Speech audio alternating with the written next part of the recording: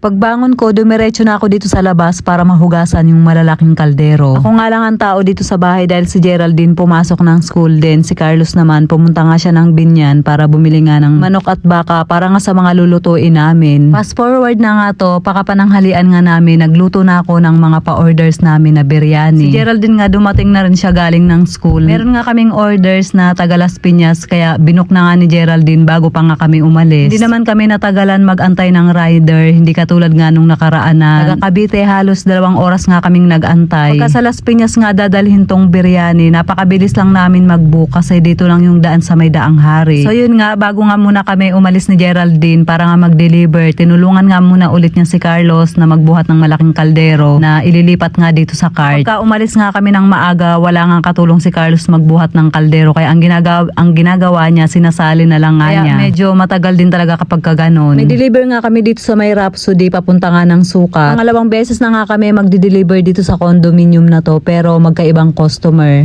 So dito na kami sa mag-staycation kami. Mag-staycation si Gerald din ang lang mga 1 minute.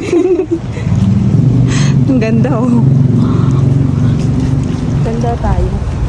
Shortcut daw to. Ayun o doon. So ayan. Para sa stick. Sa biryani po. Ito.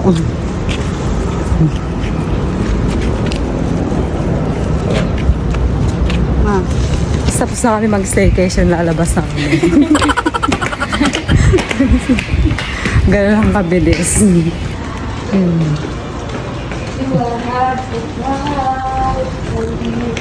Sarap po. Ganda ng swimming pool dun. Parang sa Azure lang. Sarap po. Clubhouse.